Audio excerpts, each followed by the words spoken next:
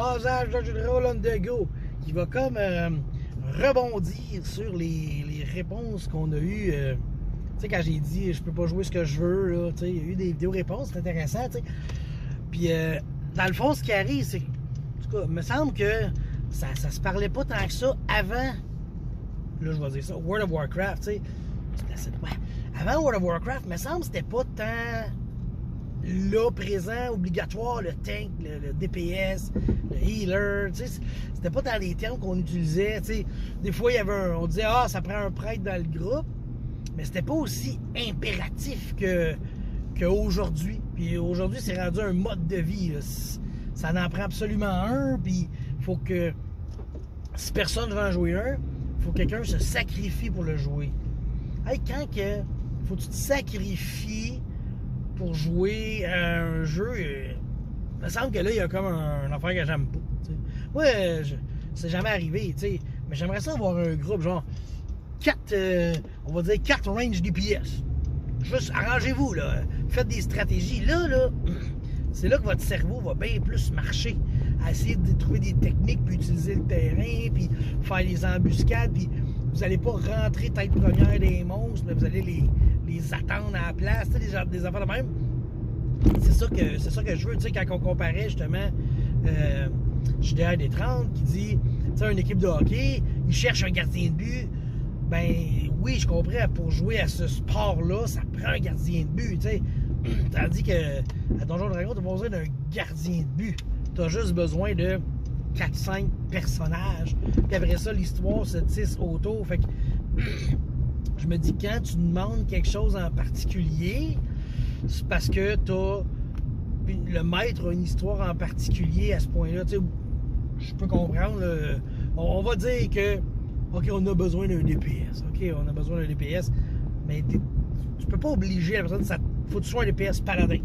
Tu peux pas être tu peux pas te faire un sorcerer, tu peux pas te faire un barbare, tu peux pas te faire un guerrier.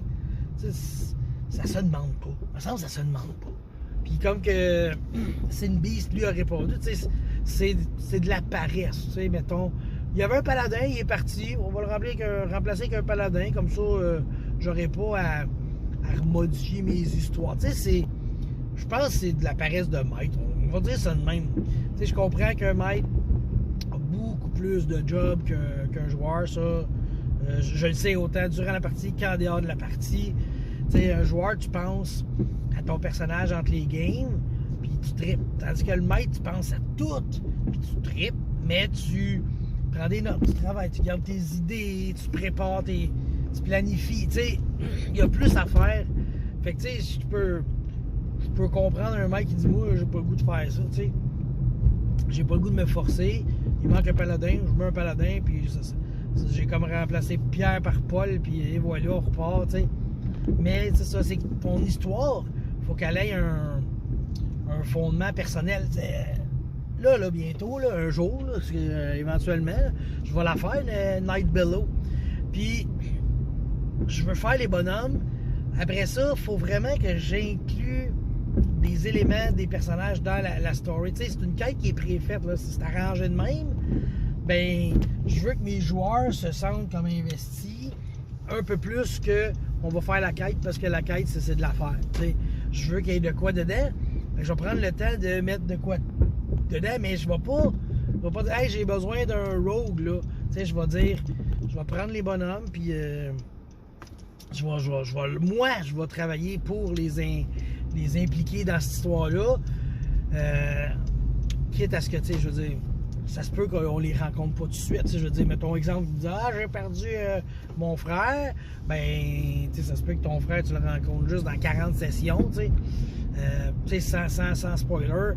Il dit, quand j'écoutais des reviews de l'aventure, il disait, vous devriez conclure les arcs personnels des joueurs, des personnages, à un certain point, tu sais. Puis je comprends pourquoi ça serait bien de le faire. Mais en même temps, pourquoi le faire, tu sais, comment dire, tu peux continuer l'arc jusqu'à la fin de la grosse aventure, puis s'il y a de quoi, elle n'est jamais terminée d'un sens, tu sais, puis ça c'est plate, là, mais tu sais, je veux dire, il pourrait dire, ah, ça va aller dans une autre aventure que tu termines, mais en tout cas, non, là, je m'en vais n'importe où, mais je parle sans réfléchir, comme la plupart du temps dans ma vie en général. Excusez. C'est ça, ils veulent qu'on conclue les arcs, mais tu sais, il y a des arcs qui vont être conclus justement peut-être plus vers la fin de l'aventure, mais il y a toujours le risque que des joueurs partent, que des joueurs décrochent, que ça. Puis si tu conclus tes arcs assez vite aussi, ben là, ils sont dans l'engrenage de la grosse aventure, fait qu'ils ont comme réglé leurs problèmes, puis là, ils réalisent qu'il faut qu'ils continuent, parce qu'il y en a d'autres problèmes, là, ils sont investis, tu sais. Fait que laissez donc les joueurs jouer ce qu'ils veulent, hein, puis vous autres, arrangez-vous pour que ça fitte dans votre histoire, et non pas lui va fitter dans mon histoire. Non, fais fitter ton histoire avec lui, puis il n'y aura pas ce débat-là, hein, qui m'empêchait de dormir pendant 3 jours. Bye! C'est mes enfants qui m'empêchent de dormir depuis 3 jours.